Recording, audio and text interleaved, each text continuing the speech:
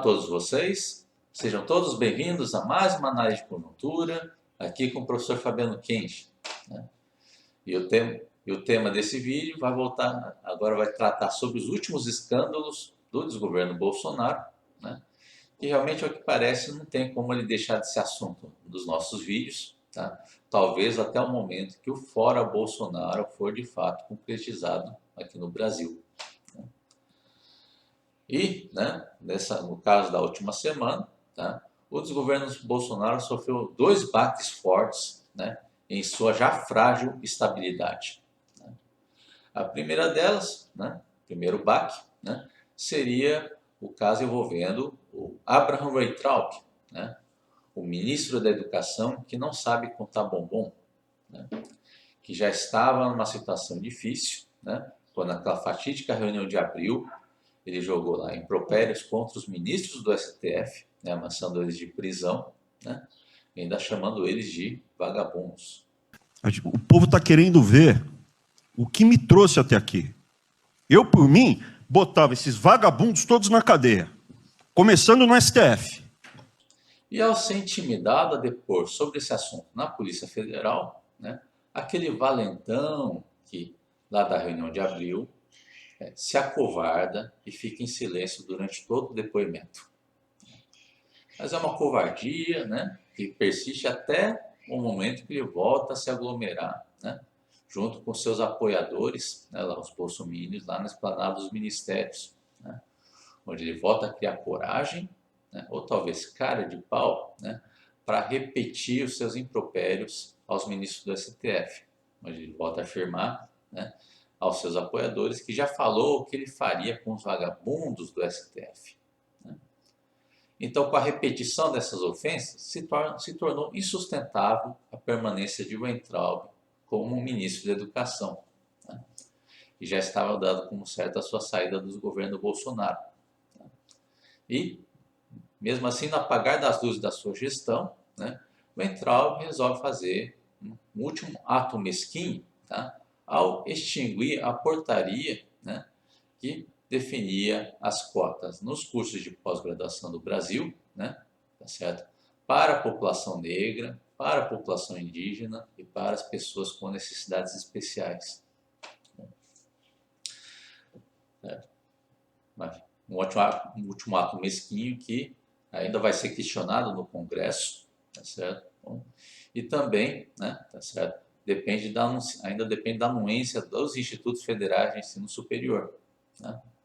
Da qual, por exemplo, né, aqui no Tocantins, a Universidade Federal do Tocantins decidiu manter as cotas, né? A população negra, a população indígena e as pessoas com necessidades especiais, tá? Mesmo com esse último ato mesquinho de Weintraub. Né? Mas o principal objetivo de Weintraub, né, ao extinguir essas cotas, tá, foi fazer uma apologia ao preconceito para agradar o seu chefe, o presidente fake news, Jair Bolsonaro. Né?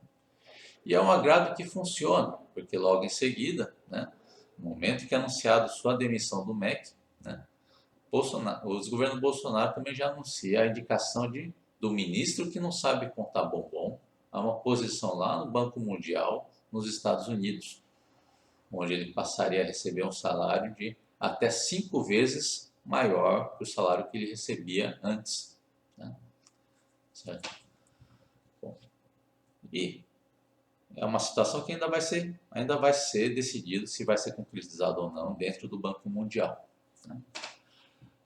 Mas isso ainda não é tudo sobre o Weintraub, porque ele ainda está encrencado com a justiça. Né? Tem essa questão das ofensas que ele fez aos ministros do STF.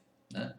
Tem também a questão do envolvimento de seu nome no inquérito das fake news, né, que está abalando todos os governos Bolsonaro, né, e da qual ele teve o pedido que ele fez de tirar o seu nome do inquérito negado pela justiça.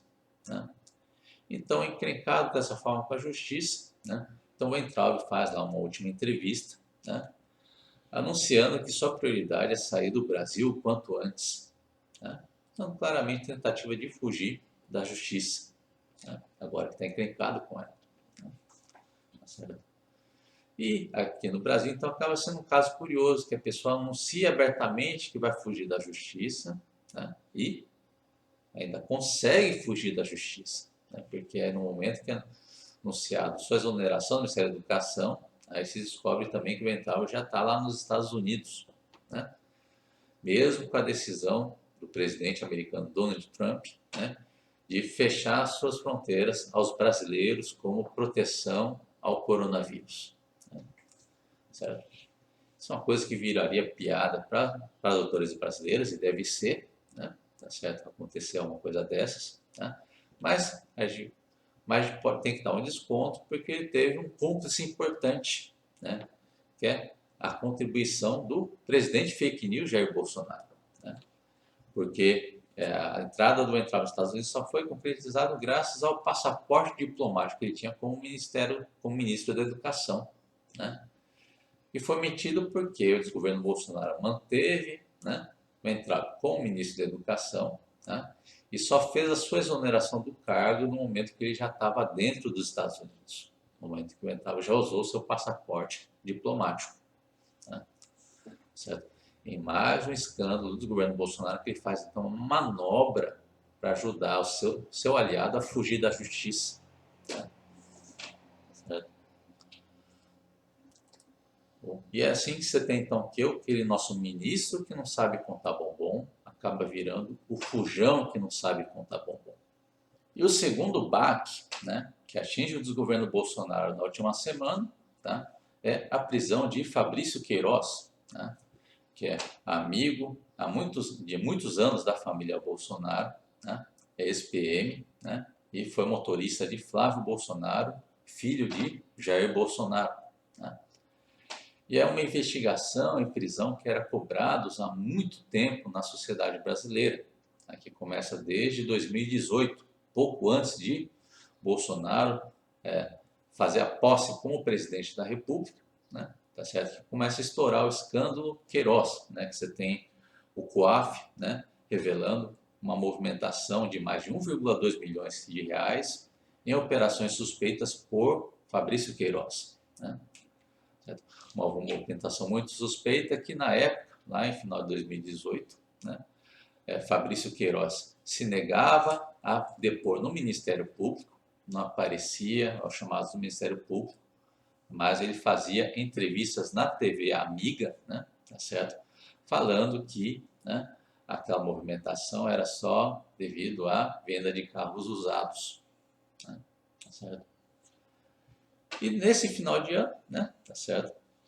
Até 2019, né, ao longo de 2019, foi sendo revelado mais sujeiras relacionadas ao nome de Queiroz. Na verdade, esse dinheiro vinha, né, do esquema das rachadinhas, né, onde você tem aqui a presença de funcionários fantasmas no escritório de Flávio Bolsonaro, né, certo?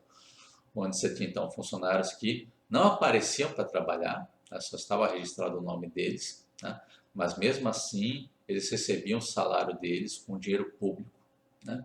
E Queiroz era responsável de recolher parte do salário desses funcionários fantasmas, né? Isso passou a ser conhecido como escândalo das rachadinhas, né? Certo? E foi isso que estourou em 2018, 2019, né? Mas que andou a passos de tartaruga graças às várias bondades, né, das autoridades brasileiras, né? Como já anunciei antes também, por exemplo, você tinha vários chamados do Ministério Público para Fabrício Queiroz depor, né? Mas ele nunca aparecia e no lugar dava entrevistas para a TV, falei agora há pouco, né? E para humilhar ainda mais o Ministério Público, durante todo esse período que ele fazia de conta que não existia Ministério Público no Rio de Janeiro, né? Tá certo? Você tem revelado um vídeo, né, de Fabrício Queiroz, né, dançando e rebolando enquanto tomava soro, né, como se fosse um deboche, né, às autoridades brasileiras. Agora é vídeo, pai! É vídeo! Pega teu amigo, pega teu amigo!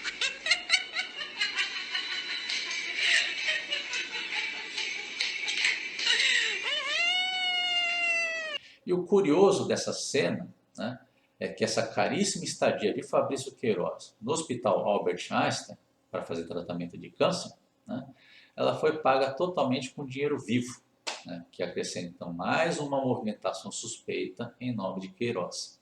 Né, tá certo? Outro fato curioso é a atuação do próprio Ministério Público, que foi constantemente humilhado por Fabrício Queiroz nesse período. Né? Você tinha então, né, que o Ministério Público fazia intimações para Fabrício Queiroz depor, né?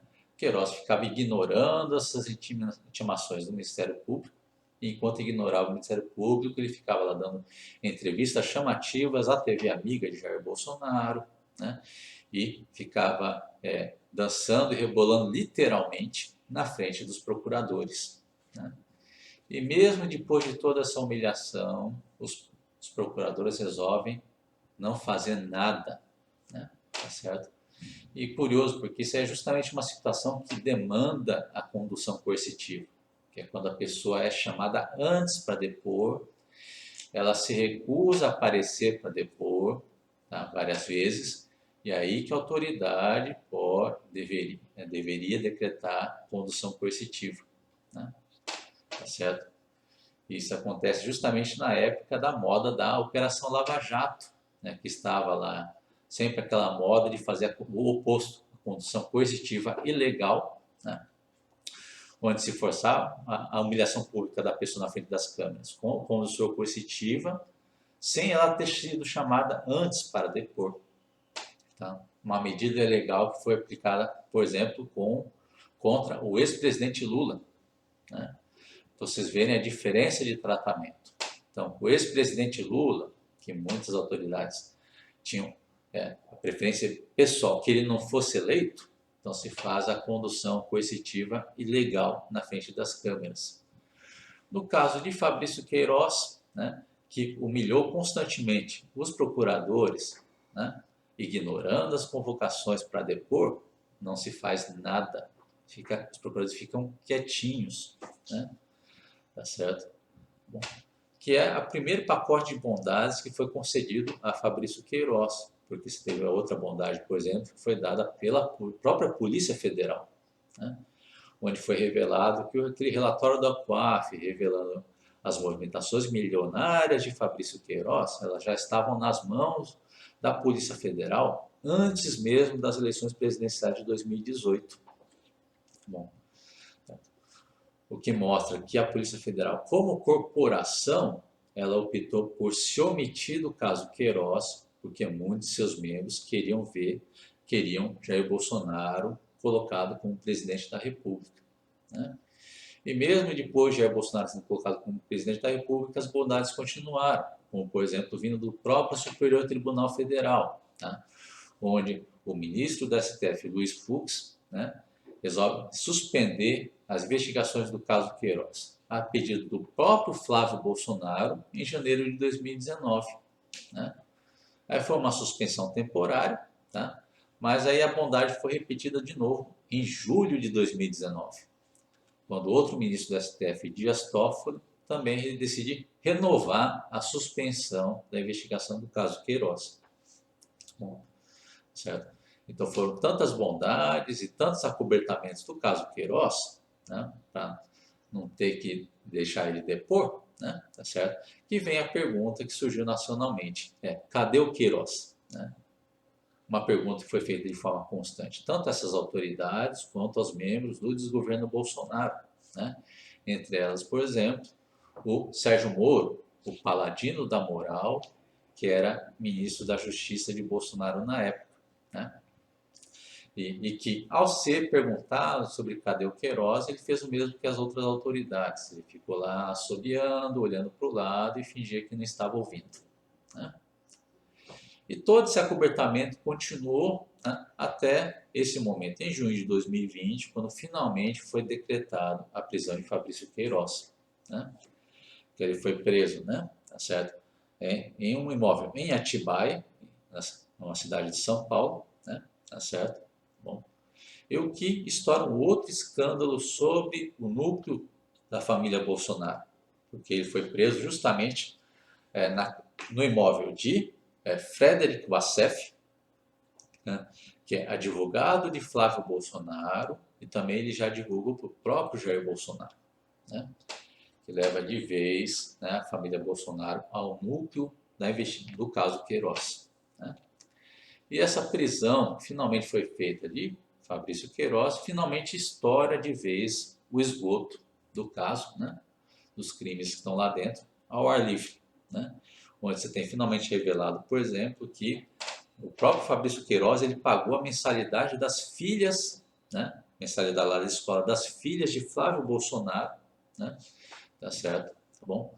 Tudo de novo com dinheiro vivo, né? Pagamentos de centenas de boletos lá para Flávio Bolsonaro, feitas por Fabrício Queiroz, né?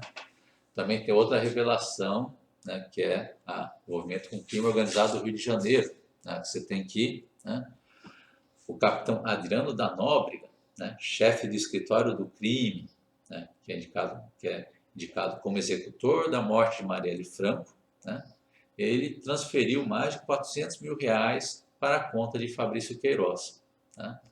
O mesmo capitão Adriano da Nóbrega que foi morto, né, em uma operação, né, da PM do Rio e da PM da Bahia, né, tá certo? Em um caso com uma operação muito suspeita, com fortes indícios de queima de arquivo, né, tá certo? Então, vai sendo, a partir da prisão de Fabrício Queiroz, vai sendo revelado agora de vez o esgoto que estava sendo represado desde 2018 e em todo 2019, né, tá certo? É uma situação que revela, então, basicamente dois pontos sobre a sociedade brasileira, né? A primeira delas é a hipocrisia dentro das autoridades brasileiras. Você tem que agentes, né, tá certo? Tanto da Polícia Federal, do Judiciário, né, tá certo? Eles não agem, né, de acordo com a lei, com a obrigação da sua função no momento que o crime é detectado, né? Eles só resolvem agir no momento que for conveniente a seus interesses corporativos e a seus interesses individuais, né? Tanto no ato de esconder quanto no ato de finalmente resolver agir, né? Outro segundo ponto é o fato de ter tido essa prisão, mesmo com essa hipocrisia que você tem reinante nas autoridades brasileiras, porque ela indica então o esfacelamento da influência da família Bolsonaro no Brasil, né? Tá certo? Porque significa então que o esgoto relacionado ao caso Queiroz ficou tão grande, tão grande, tão grande, que as próprias autoridades finalmente desistiram de ficar cobertando, né? Certo? Isso que nos leva a uma outra pergunta, né? Por que essas autoridades estão fazendo esse acobertamento durante todo esse tempo, né? Mas isso é respondido na hora que você vê as pautas anti-povo que foram passadas por Bolsonaro. São pautas que cortam o direito do trabalhador, né? Que fez estourar lá, né, a informalidade no Brasil, né? Atitudes então anti-povo e a favor dos ricaços, como por exemplo o perdão das dívidas bilionárias dos ruralistas, né? Tá certo? E também tem a aprovação da reforma da Previdência, né? Foi aprovada no Congresso, né? Que mesmo sendo passado comprando vários deputados com a liberação de bilhões de emendas, né? Tá certo? E aí foi aprovada a reforma da Previdência, né? Tá certo? Então, resumo da ópera, né? Então, enquanto não fosse aprovada a reforma da Previdência, então você tinha um caso de amor, né? Um caso de amor então, da Polícia Federal e do Ministério Público, né? Declarando seu amor ao crime organizado. Você tinha Luiz Fux declarando seu amor ao crime organizado. Você tinha Dias Toffoli declarando seu amor ao crime organizado e Sérgio Moro declarando seu amor ao crime organizado, né? Tá certo? Bom, e foi um amor que perdurou 2018, 2019, início de 2020, né? E só foi rompido agora porque o esgoto do crime organizado ligado a Bolsonaro começou a feder demais, né? Aí que foi hora de romper esse caso de amor, né? Certo? Que mostra a irresponsabilidade das autoridades brasileiras, porque se elas tivessem atingido no momento como obrigação dos seus cargos exigia, né, nós não teríamos que tratar sobre toda essa sujeira agora, no meio da crise do coronavírus, no momento que o coronavírus já infectou mais de 1 milhão de brasileiros e já causou mais de 50 mil mortes. Tá certo?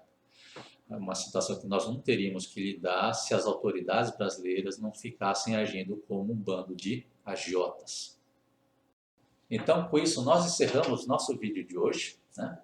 Fica a mensagem padrão de sempre, né? Tá bom? Se vocês gostaram desse vídeo, né? Compartilhem, né? E aqui na página do YouTube, abaixo desse vídeo, aperte o botão de curtir, né? Certo? Bom, e se estiverem interessados, né, em se inscrever no canal, vocês podem apertar no botão de inscrição que está aparecendo nesse momento no lado do vídeo. Então, eu agradeço a atenção de todos vocês e nos veremos de novo na semana que vem.